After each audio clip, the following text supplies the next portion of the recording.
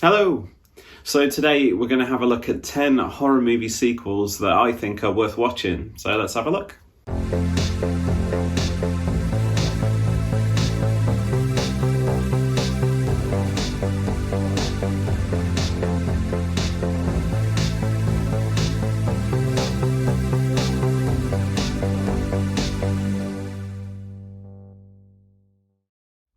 Okay, so recently we've had a few really famous horror franchises get sort of updated sequels.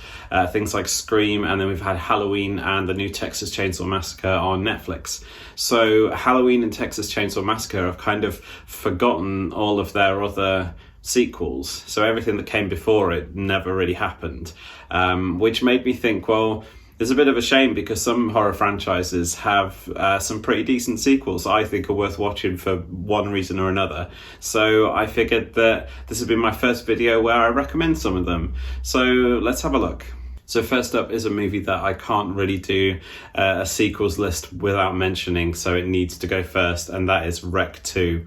It's one of my favourite found footage movies, and it's one that I mentioned as a favourite in my 10 found footage movies you might have missed video, which is one of the first ones of this kind of video that I did.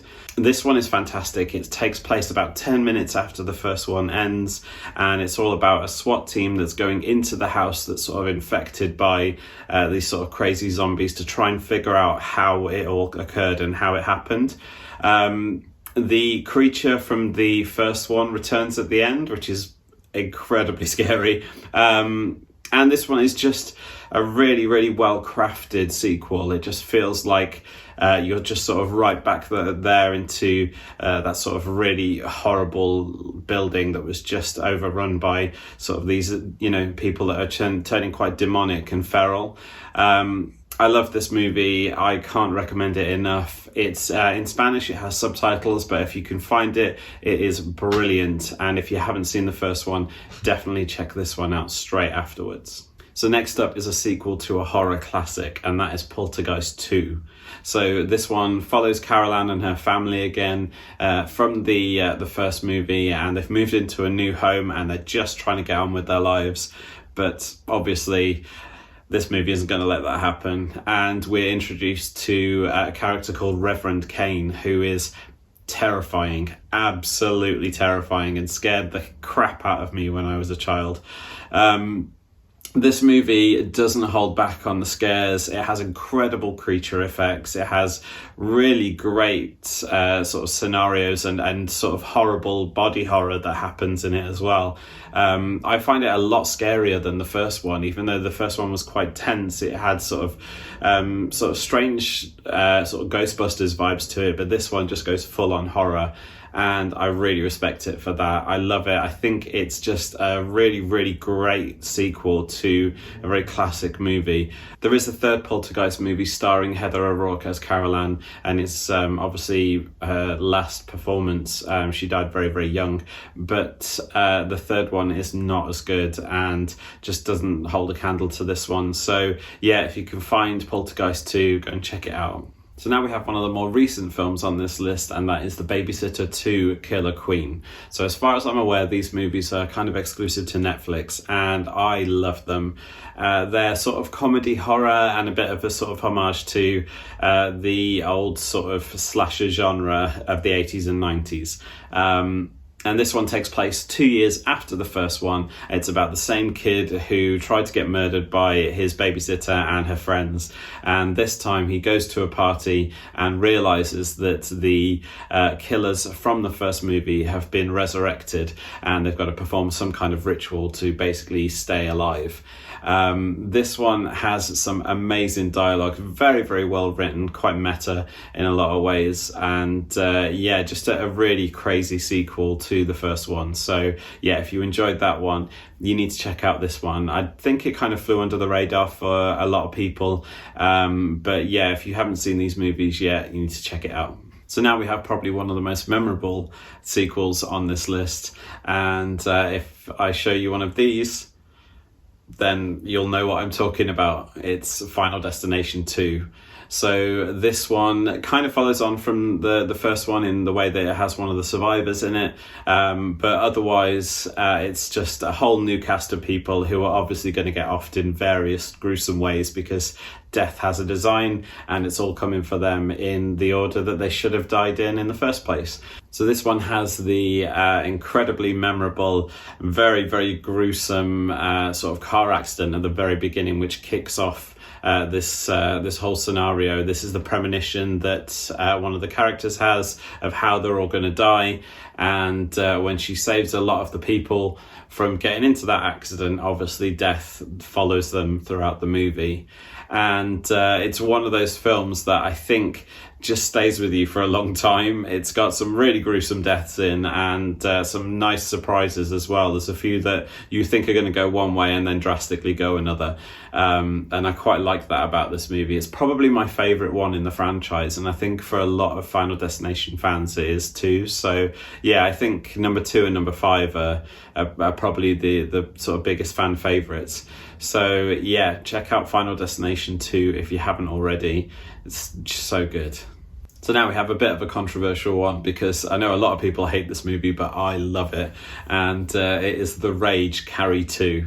So this is the sequel to the original Carrie movie from the 70s. And this follows a girl called Rachel, who finds out that she is kind of related to Carrie White from the original movie. So she is starting to develop the same kind of telekinetic powers as the first one. So this one follows on quite nicely. It has Sue Snell, the character from the first one, coming back as a teacher, and it very much follows the same storyline as the original as well, but just instead of a prom, there's a house party kind of vibe. It's very 90s. It has some really silly kills in it, but it has some really great characters. Yeah, take it for what it is. It's just a really schlocky sequel that I just really enjoy. It's quite a sort of comfort horror movie for me. It's very 90s, and even mentions my favourite band, Garbage, and Shirley Manson. So yeah, it has to go on the list just for that really as well. But yeah, if you haven't seen it yet, go into it with an open mind and just enjoy it for what it is. It's quite good fun. So now we have the most recent movie on this list, but unfortunately due to the pandemic, I think it just kind of got a bit lost in all of the stuff that was going on and just didn't get the proper release that it should have. I think it got put back several times, so I'm just giving you a heads up that you definitely need to watch it, and this is A Quiet Place 2. So with the first one, we followed a family who are basically living in a sort of apocalyptic times where these kind of alien creatures that have incredible hearing are keeping the planet silent. Basically, everyone's just got to be incredibly quiet or you're just going to get murdered. And this one gives you a little bit more info about what happened and kind of where they came from. And it doesn't give too much away, which I quite like that. I like the fact that we're going to sort of see this story unfold with little bits of prequel and then carry on with the characters. So we follow the same family, and now they're just trying to basically find out ways to eradicate these creatures now that they've found a way to harm them in the first one. So this one is incredibly tense, and you just have to watch it with the sound cranked up, because even though it's quiet most of the time, whenever you get those noises and whenever you get the sort of sound design moments that are just meant to really keep you on the edge of your seat, that's what these films are about. And that's why I definitely say, you need to go and find it. It's such a good movie, and it's a very worthy sequel. And as far as I'm aware, there is going to be a third Quiet Place movie, and I'm guessing it will probably revolve around the same kind of characters, but I just think that this movie, it just didn't get the release that it should have had. So yeah, if you haven't watched it yet, go and check it out. So next up, we have a movie called The Collection, and this is a sequel to a film called The Collector. So The Collector is all about a serial killer who collects victims and makes these sort of really crazy, elaborate traps for them and different ways to torture them. It's quite dark and quite gory. The first one was quite somber. The second one is a little bit like sort of Aliens, where the survivor of the first one takes a SWAT team and goes into the building that the serial killer is meant to be, and we just find out more about them. So we get a little bit more information about the actual serial killer, and also we just given loads more traps, basically a lot more gore, a little bit more lighthearted than the first one, and I kind of prefer the second one to the first one. But I have to say, yeah, if you haven't seen either of these, then go check them out, but the sequel is definitely worth your time. So for our final 3 picks, it's all the 3s. So first up, it's Paranormal Activity 3. Now, this franchise is obviously huge, and a lot of the sequels vary in quality quite a bit. And I think the problem with these films is that the ending was always kind of disappointing, was always a bit quick. But I love Paranormal Activity 3. I think it's probably my favourite in the franchise. So this one is set in the 1980s, and it's all about the sort of 2 women protagonists from the first and second movie, but this time they're being filmed as little girls, homemade movies, and just seeing them grow up. Now, as little girls, we find out that they were sort of tormented by a demon who then follows them into later life, and we sort of get a little bit more of a glimpse of what's been going on with this family.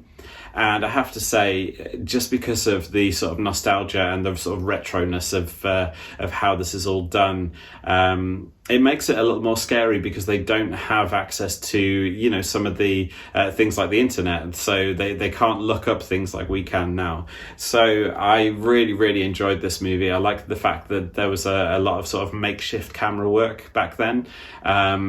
And there's some really good scares in this one as well. So yeah, if you only watch the first one, I'd say, yeah, number 2 is great. Number 3 is probably my favourite. Then after that, the Paranormal Activity films, they kind of dip. But yeah, if you haven't watched this, check it out. So now we have a sequel to possibly the most famous horror movie of all time, and that is Exorcist 3. So The Exorcist 3 is actually directed by William Peter Blatty, who wrote the first movie. And he wrote this one. It was originally called Legion. And there's kind of 2 versions of this movie. There's the sort of studio release that was filled with sort of crazy special effects, and is the version that most people know. And then there is one that is closer to Legion, which is kind of a director's cut, and you can sort of get, I think it's a Region 1 version in America, but don't quote me on that. So Exorcist 3 actually follows the younger priest from the first movie, who we thought had died, but actually has survived and is living in a mental hospital because he is also experiencing demonic possession from the demon that was actually sort of plaguing Reagan in the first one, but also a serial killer too.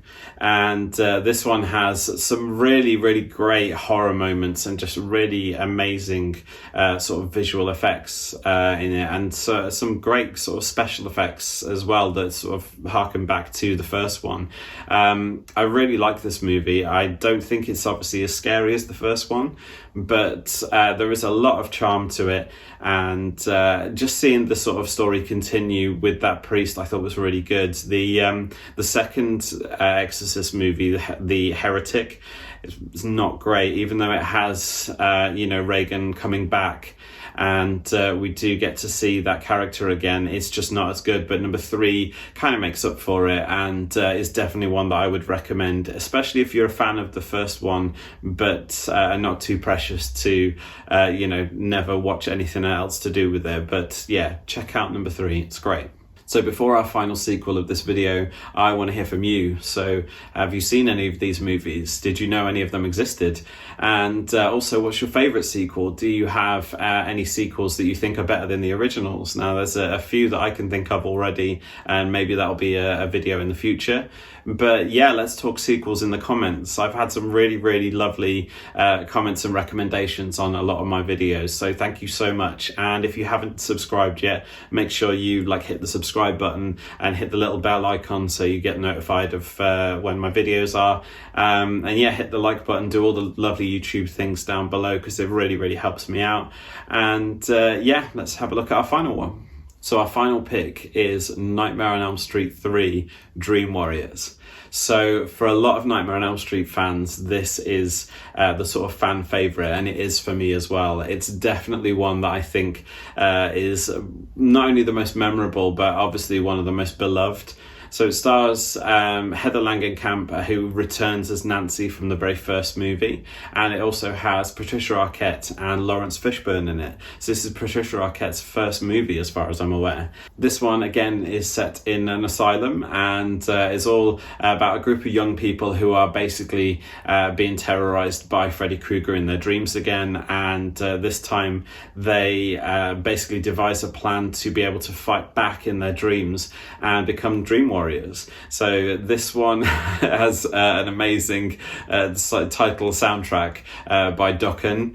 So if you haven't seen that yet, the music video is something else. But yeah, this one just has some really iconic lines in, iconic kills, and it's just one that's sort of really, really memorable. I think it's the height of the franchise for me. As much as I love the original, I just think number 3 just has tonally a lot of different things going on that make the franchise what it is. It's not just horror, and it's not slapstick, and it is quite meta in some ways as well. So this one is definitely worth a look, especially for the Freddy Krueger snake, which is something that you'll never forget. But yeah, Dream Warriors, Nightmare on Elm Street 3, go and check it out. So that's it. That's 10 horror movie sequels that I think you should check out. Now, I'll probably do another one of these because there's a few that didn't make this list that I definitely want to talk about. So I'll do another one very, very soon. But it'd be really nice to hear about your thoughts in the comments and hear about some of the sequels that you actually quite like. Now, I know that these films are never going to reach the heights of some of the originals, and some of the originals are so beloved and such classics that we don't always need a sequel, but sometimes they're worth watching, and sometimes they're quite fun, even if we just kind of watch them for entertainment purposes. So yeah, go and check these ones out. Let me know what you think. But again, thanks for watching, and I'll see you next time. Bye.